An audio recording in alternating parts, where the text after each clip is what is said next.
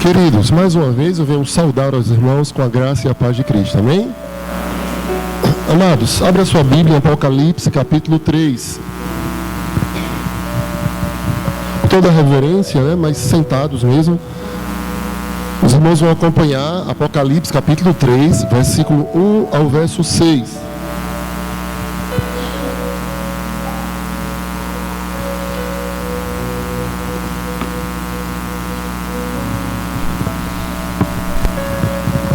Apocalipse, capítulo 3, do 1 ao 6. Amém, irmãos? Diz assim a palavra do Senhor. Ao anjo da igreja em Sardes, escreve: estas coisas diz aquele que tem os 7 Espíritos de Deus e as 7 estrelas. Conheço as tuas obras, que tens nome de que vives e estás morto. Sê vigilante e consolida o resto que estava para morrer, porque não tenho achado íntegras as tuas obras na presença do meu Deus. Lembra-te, pois, do que tens recebido e ouvido. Guarda-o, repreende-te, porquanto, se não vigiares, virei como ladrão, e não conhecerás de modo algum, nem que hora virei contra ti. Tens, contudo, em Sardes, umas poucas pessoas, que não contaminaram as suas vestiduras, e andarão de branco, junto comigo, pois são dignas. O vencedor será assim vestido de vestiduras brancas, e de modo nenhum apagarei o seu nome do livro da vida. Pelo contrário, confessarei o seu nome diante de meu Pai e diante dos seus anjos. Quem tem ouvidos, ouça o que o Espírito diz às igrejas. Amém, queridos? Amados, nos últimos domingos, nós estamos estudando algumas cartas a essas igrejas citadas em Apocalipse. Eu só não comecei por Éfeso, porque há um tempo recente nós já havíamos pregado acerca da igreja de Éfeso. Mas aí estamos dando sequência, estudamos Esmirna, Pérgamo, Tiatira e agora Sardes. Eu quero deixar algo muito claro para os irmãos, que nesses 30 a 40 minutos, eles jamais vão esgotar aquilo que nós podemos extrair da palavra de Deus, e em especial do livro de Apocalipse. Ao mesmo tempo, eu venho dizer para os irmãos que a proposta é fazer justamente um sermão expositivo. Então, o que nós temos que fazer é ler o texto sagrado, entender todo o contexto e aplicar em nossas vidas aquilo que o Espírito Santo de Deus tocar em nossos corações.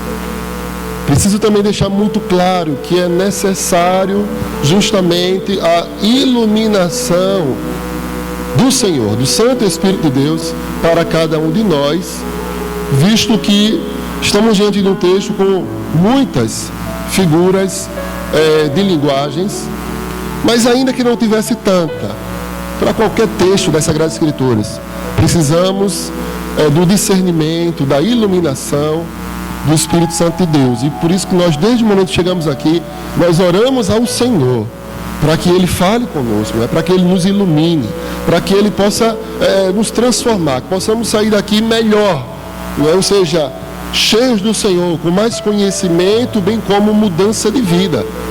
Esse é o objetivo. Por isso, dito isto, uma vez que essa carta é direcionada à igreja em Sardes, precisamos também conhecer as peculiaridades, né, ou as particularidades desta cidade, deste lugar, e bem como desta igreja. Uma vez que isso tudo está entrelaçado com a forma, com a maneira que Deus, Ele se refere àquela igreja, né, que Cristo escreve àquela igreja. Então, Sardes, a princípio, ela era uma das cidades mais gloriosas ali da Ásia Menor. E ainda que muito, né, desse seu esplendor tenha ficado no passado, mas era uma das cidades mais antigas, que foi fundada com cerca de 1.200 anos antes de Cristo. E ela tornou-se a capital de um rico e poderoso reino, conhecido como Reino de Lídia. Ela também estava situada em um vale conhecido como Vale do Rio Ermo, sobre uma das colinas aluviais que ficavam ali na planície, bem como o monte também Tímulo. Havia um local que nós chamamos de Acrópole, que era o local mais alto ali da cidade. Se fosse aqui em Santa Cruz, claro que não chega nem aos pés da distância que era ali, da altura que era ali em Sardes, mas aqui eu creio que o ponto mais alto é quando sobe o cruzeiro, é isso? Não é isso? Alguns irmãos, eu vejo que tá na moda, né? Vez ou outra tem alguém que eu conheço, estou subindo aqui o cruzeiro, né? E diz que a vista é muito bonita. Então os atletas da igreja certamente já conheceram. Eu preciso me juntar a vocês, aqueles que foram. Então, é alto, né? Então, poderíamos dizer que ali é a Acrópole, porque justamente é o ponto mais alto do relevo, e aqui tinha fim, seja defensivo, claro, para você se proteger, a cidade se proteger, né, de ataques inimigos que porventura quisessem conquistar a cidade, mas também poderia ser um local de culto dentro da crença deles, né, dedicada justamente a algum Deus. E essa Acrópole, ela localizava praticamente no cume de uma dessas colinas, com um precipício de cerca de 460 metros.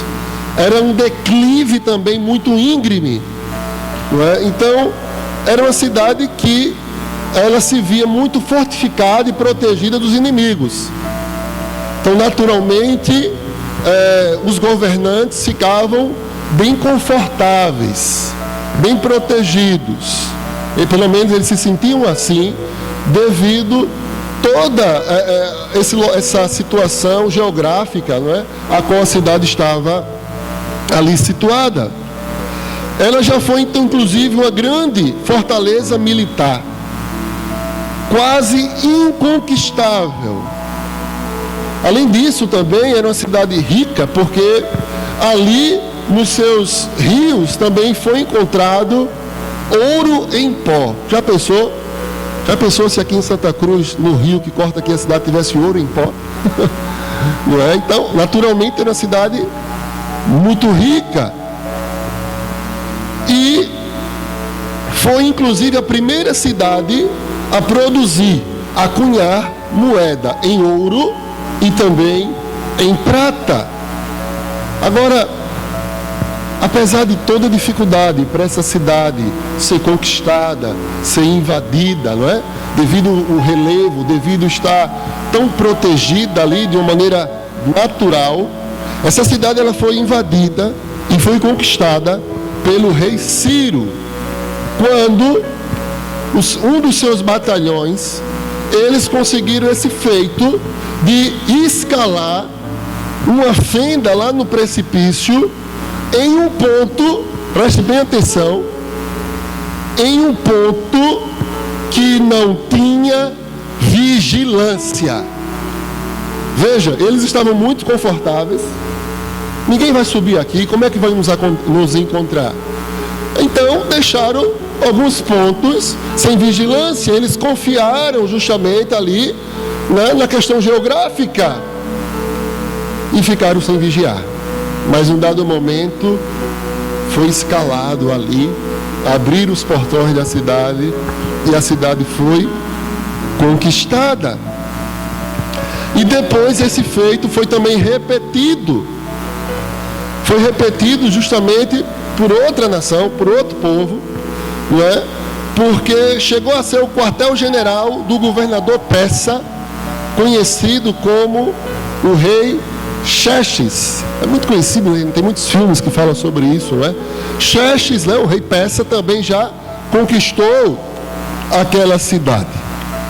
E eu acrescento um pouco mais que ali também havia uma comunidade grande de judeus. Naturalmente havia muito sincretismo religioso, seja porque adoravam outros deuses, adorava Cibele, dentre outros, tinha o judaísmo e tinha a igreja ali. Então, todo lugar que tem ali outras religiões, termina tendo muitas vezes um sincretismo, né? Então a igreja tem que ter muito cuidado com as expressões. O que é um sincretismo religioso? É uma mistura. Por exemplo, é um exemplo. Quando eu vejo, por exemplo, algum crente ou algum pastor, alguma igreja que se diz batista, e quando eu vejo algumas práticas, eu digo, rapaz, isso não é batista só no nome, isso não é batista não. Não é? Então, mas termina que eles são influenciados por outras denominações, por outras igrejas, aí fica inserindo no culto coisas que não estão na Bíblia, né? Fica inserindo práticas que não estão de acordo com a palavra de Deus, terminam cedendo a pressão. E ali naquela cidade havia muito sincretismo religioso. Dito isto, amados irmãos, agora eu quero que você preste muita atenção no verso 1, não é, de Apocalipse 3. Perceba que, primeiro, assim como as outras cartas, ele fala ao anjo da igreja em Sardes, e eu entendo que esse anjo, diferente do que muitos falam, dizer, o pastor, o anjo da igreja, não tem como, anjo é anjo mesmo, não é? Mas ali é um anjo guardião daquela igreja, um anjo, um mensageiro, né? Um ser celestial, guardião da igreja, assim como eu falei das demais igrejas que nós estudamos.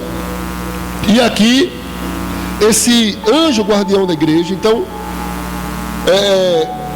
o que Cristo fala para ele primeiro se apresenta como aquele, o nome de Jesus aqui é como aquele que tem os 7 Espíritos de Deus e as 7 estrelas. Veja que para cada uma das igrejas, de cada cidade, Jesus ele se apresenta de uma maneira diferente. Primeiro eu queria destacar quando ele fala aquele que tem. A partir daí você já tira muitas conclusões. Quando ele fala aquele que tem, implica em aquele que tem o controle divino, aquele que é soberano. Então quem está escrevendo é tão somente o soberano Deus, aquele que tem o controle sobre todas as coisas, e aquele que muitas vezes a igreja se esquece que é soberano, que tem o controle de tudo. E aí é quando a igreja às vezes quer dar um jeitinho, né, ou fazer do seu jeito para resolver as coisas, quando nós temos alguém que tem todo o controle, e aqui eu vou usar assim uma figura de linguagem, porque Deus é Espírito, mas aquele que tem todo o controle em suas mãos. Estou atribuindo a Deus formas humanas, né? Mas Deus ele é soberano. Então ele faz questão de deixar isso muito claro para a igreja de Deus em Sardes. E ele fala os 7 Espíritos de Deus e as 7 estrelas. Provavelmente é uma referência lá em Zacarias capítulo 4, onde mostra a natureza séptupla do Espírito Santo.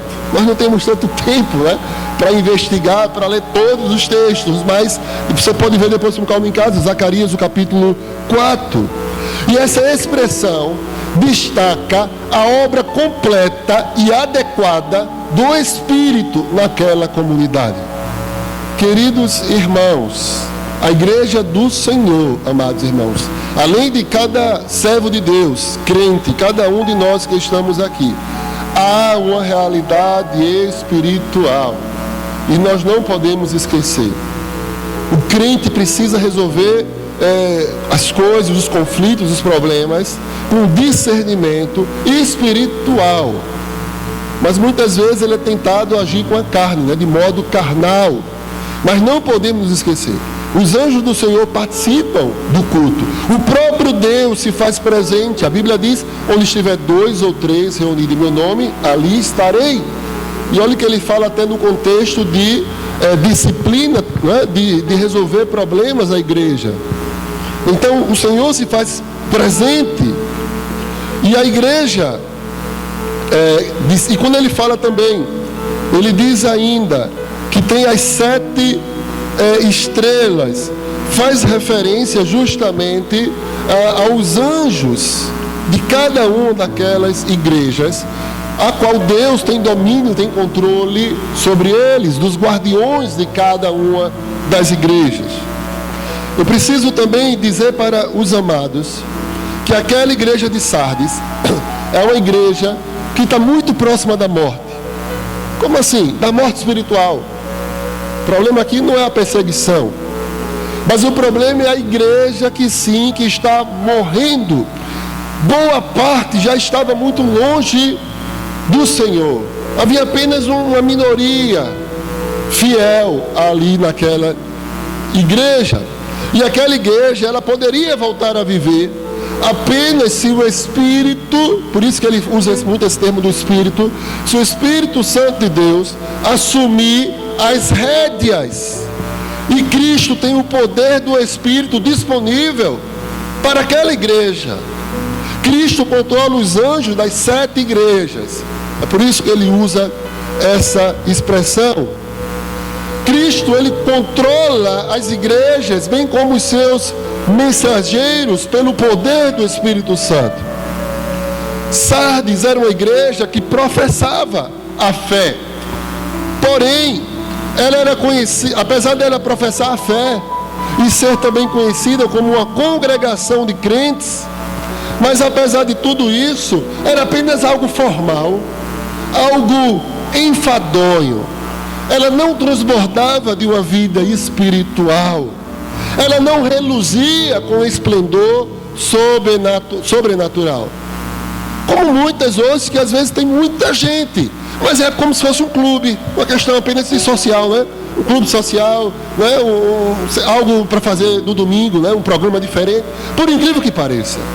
Então estava muito distante do Senhor, misturado, né, com outras coisas que são antibíblicas, que não agrada ao Senhor. E aqui, meus amados irmãos, essa fala de Jesus, a partir do verso 2 e o verso 3, Jesus agora diz então para aquela igreja: seja vigilante. Então, para Jesus dizer para aquela igreja ser vigilante, é justamente porque aquela igreja não estava vigiando.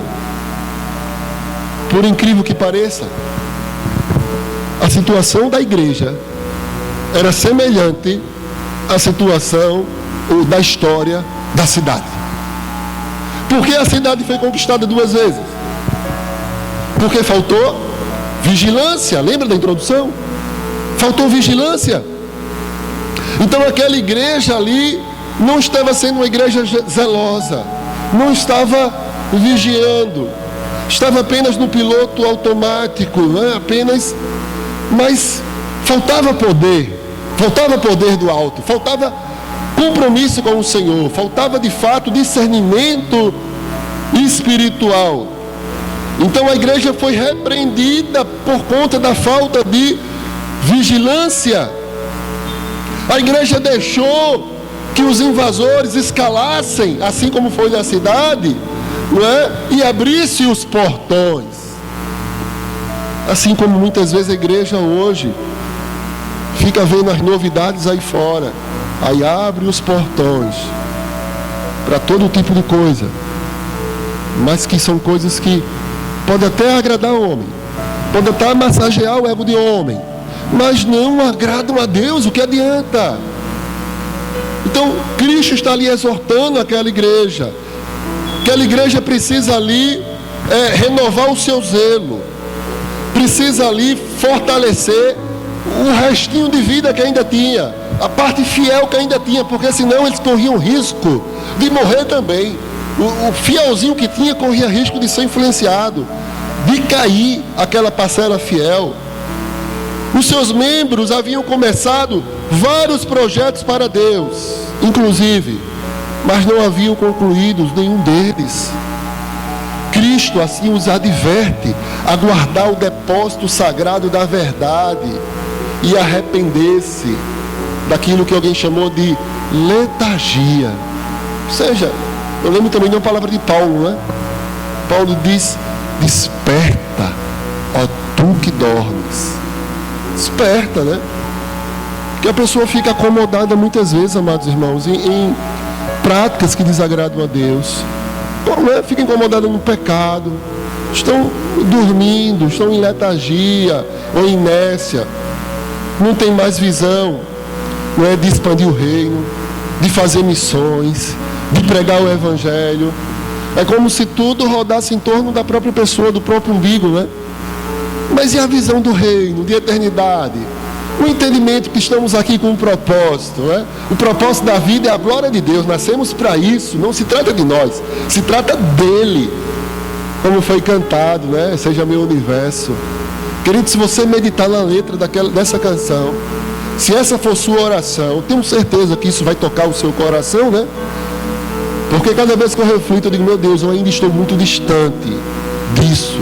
Porque tudo em nossa vida, de fato, deve ser para a glória do Senhor. E muitas vezes pode ter alguma área da nossa vida que a gente acha que sabe mais do que Deus. A gente acha que não, aqui é meu controle, não é o controle do Espírito, aqui sou eu que tomo a decisão. Muitas vezes acontece isso, e aí, naturalmente, as consequências vêm. Pode não vir na hora, como alguém já disse. Se o salário do pecado fosse pago imediatamente, certamente ele não seria tão atrativo, né? O problema é que o salário, a consequência vem depois, quando você está bem fisgado, né? Que nem um peixe, quando você vai pescar, né? Quem é profissional nisso sabe, deixa ele, né? Morder a isca, ficar preso ali no anzol, deixa ele se cansar bem muito, pronto, agora puxa, e o peixe morre. Geralmente é assim com o pecado. Então, meus amados irmãos, quando nós olhamos agora o versículo 4, Cristo vai enfatizar as poucas pessoas que não contaminaram-se as suas vestiduras, não é? Então tem alguns poucos. Então esse remanescente, que geralmente Deus sempre preserva um remanescente, ele não tinha perdido o seu testemunho, sua autoridade de cristão, seu testemunho. Por quê? Porque ele estava andando com o Senhor. Eles estavam sendo fiéis ao Senhor. Uma minoria. E esses crentes que não haviam se contaminados com a impureza do mundo, eles andariam junto com Cristo, vestidos de branco. Há muito que se falar acerca disso, mas eu vou ser objetivo. Há uma prática, inclusive romana, de quando os generais, os imperadores, generais, enfim, quando eles ganhavam uma guerra, uma batalha, havia todo um desfile. E havia os vencedores vestidos de branco. Havia essa prática. Existem outras ideias acerca disso, mas entendo que essa é a mais fidedigna. E aponta para algo escatológico, algo que vai acontecer justamente quando Cristo voltar, não é? Ou quando aquele momento chamamos de parúzia, quando Cristo voltar, os mortos ressuscitarão primeiro e os vivos serão transformados e viveremos para sempre com o Senhor, no que Apocalipse vai chamar lá no capítulo 21, os novos céus e nova terra. Mas então há uma promessa, né, para aqueles que não se contaminaram. Então aquela igreja, queridos irmãos, tudo indica, pararam de vigiar, não estavam nem aí mais para o pecado da idolatria, não estavam nem aí mais para o pecado da imoralidade. Eles haviam se misturado, haviam se entregue, exceto alguns poucos fiéis que se mantiveram firmes. E aí, para esses fiéis, tem uma promessa do Senhor, que andarão de branco junto com Cristo Jesus, porque são dignas. O verso 5 diz ainda: o vencedor será assim, vestido de vestiduras brancas, de modo nenhum apagarei o seu nome do livro da vida, pelo contrário, confessarei o seu nome diante de meu Pai e diante dos seus anjos. Então aqueles vencedores são aqueles cujos atos são justos, aqueles que manifestavam de modo muito prático a autenticidade da sua fé. Eles não se contaminaram, como disse uma professora que eu tive no seminário, a mestra Enivalda. Ela diz: o crente deve ser como as garças. Se você for lá, Complexo Salgadinho, Olinda, você vê lá mangue, você vê várias garças no meio da lama, mas elas não se contaminam. Elas continuam alvinhas, né? Continuam branquinhas. O pezinho dela está ali, está no mundo, mas elas permanecem limpinhas. Assim deve ser o crente. Muitas vezes o ambiente do trabalho do cristão é só a graça. A cidade que o cristão está inserido, misericórdia. Mas ainda assim, devemos manter as nossas vestiduras brancas. Claro que o mundo não vai se agradar, não vai entender, mas nós não somos desse mundo mesmo, né? Nós somos luzes, nós somos radicais, aqueles que fizeram impacto radical, né? Nós não somos daqui. Nós não fazemos como os porcos, de se jogar no lamaçal do pecado, não é? O crente não faz isso. Pelo menos assim é para ser. Se a gente se jogar no lamaçal do pecado, nossas vestiduras jamais serão brancas. Então, meus amados irmãos, a promessa é que de modo nenhum apagará o nome do livro da vida. Ou seja, os membros desse remanescente, eles eram os vencedores, cujos atos justos manifestam a autenticidade de sua fé. Suas vestiduras brancas ali representam a justiça de sua vida, uma vez que eles eram claramente cristãos verdadeiros, que hoje em dia qualquer um diz que é crente, está na moda, mas esses eram verdadeiros, e seus nomes não seriam apagados do livro da vida. Para alguns, o livro da vida contém o nome de todos os que receberam a vida física, e de acordo com essa interpretação, esse entendimento, aqueles que mostram, por seu modo de viver, que verdadeiramente nasceram de novo, não serão removidos do livro. Fica também subentendido que os outros serão. Para outros, o livro é um registro de todos que possuem vida espiritual. Eles recebem a promessa de que o seu nome jamais será apagado. Ou seja, jamais eles perderão a salvação. E isso é muito claro, né? Porque a Bíblia fala da perseverança dos crentes. E a afirmação de que alguns nomes não serão apagados não implica necessariamente que os outros serão. Então veja, há diversas interpretações, mas o que eu exorto aos irmãos a ficarem firmes em seus corações é a convicção de que se você verdadeiramente nasceu de novo, o Espírito Santo de Deus, ele vai lhe capacitar a perseverar. Então o crente, a igreja precisa perseverar. Perseverança implica em não se contaminar com as coisas do mundo, com as pressões do mundo. Implica, meus amados irmãos, a não ceder ao mundo. Muitas igrejas estão abrindo as portas para o mundo.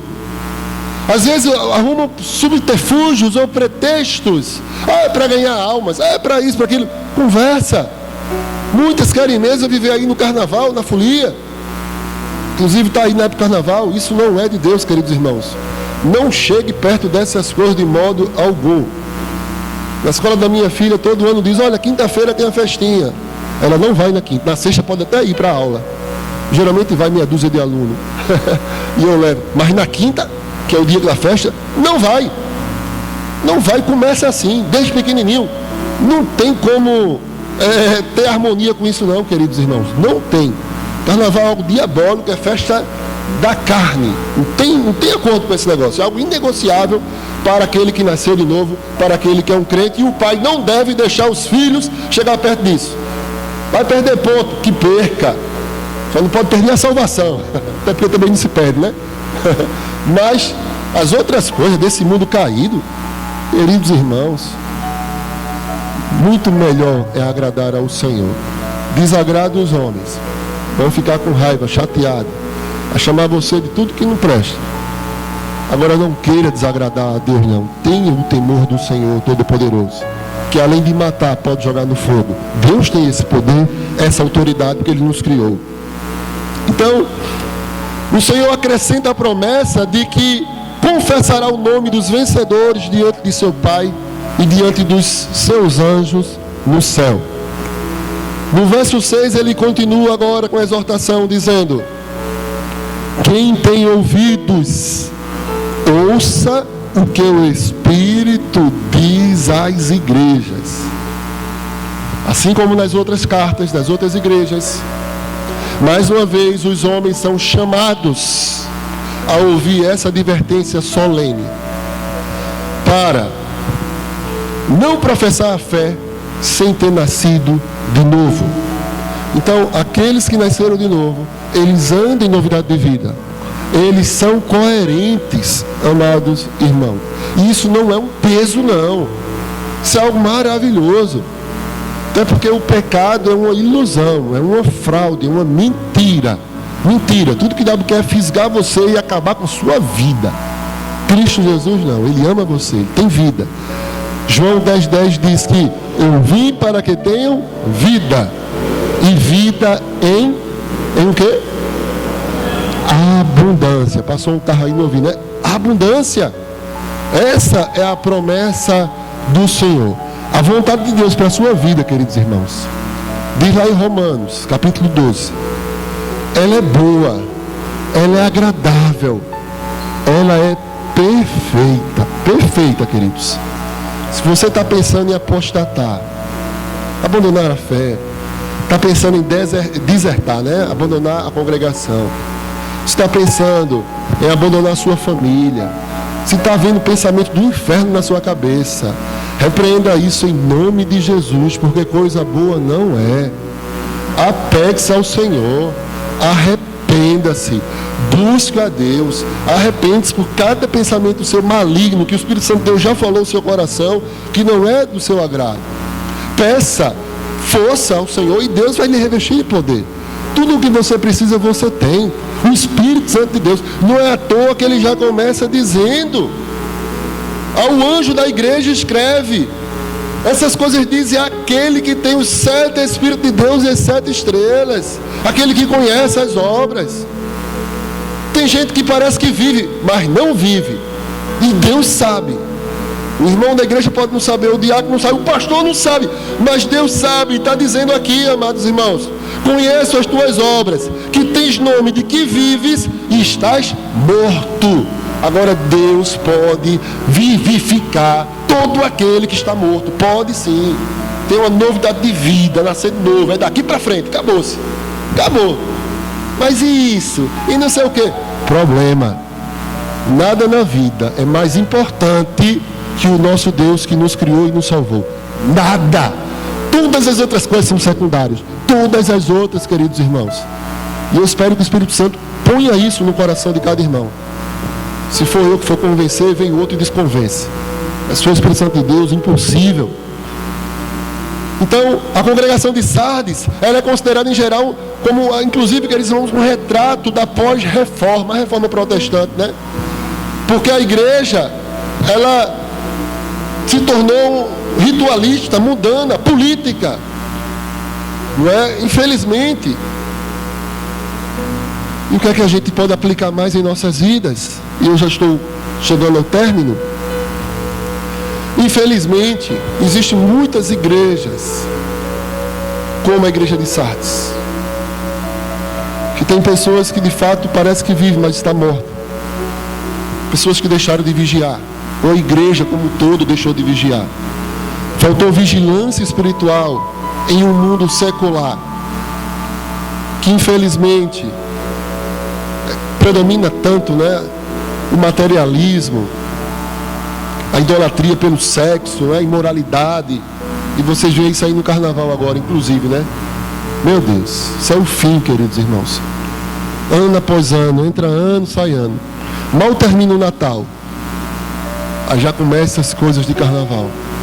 Ano após ano, mais pessoas são contaminadas com ISTs.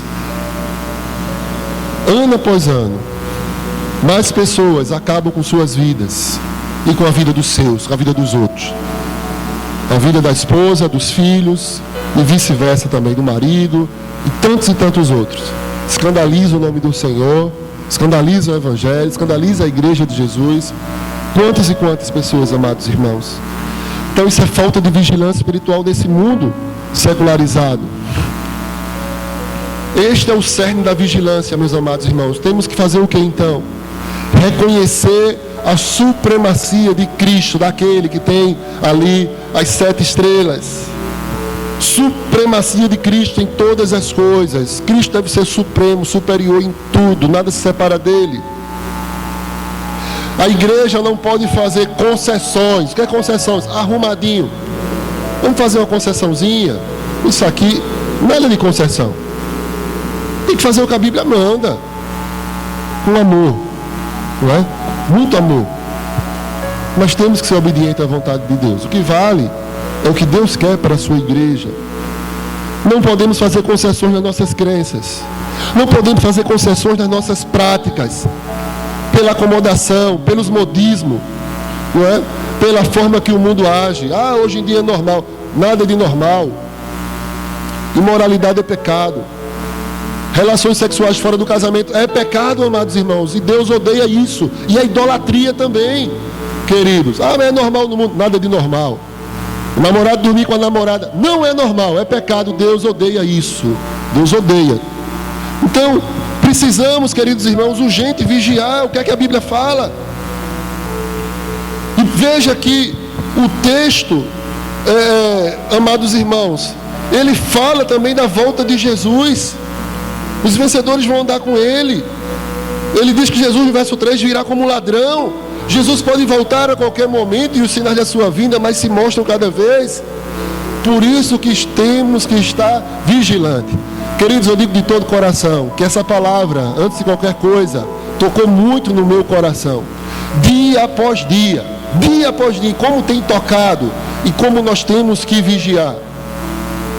Lembro, certa feita, que eu dei uma palestra para os pastores da região aqui do Agreste, os pastores batistas. Nós temos um pastoreio de pastores e certa feita eu dei uma aula para eles sobre a sexualidade do pastor. Claro que eu me baseei em alguns livros piedosos. E eu citei que o pastor é o homem mais tentado do mundo. Eu sei que talvez alguns irmãos digam, mais do que eu, não. Sei. Mas cada um precisa enxergar dessa forma.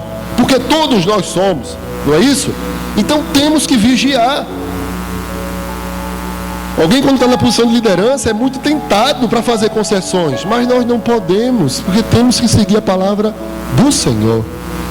Não é? Ah, pastor, que besteira hoje em dia. Por que não pode isso? Por que não pode aquilo? Questão do Senhor, não. Vá se resolver com aquele que tem todo o domínio.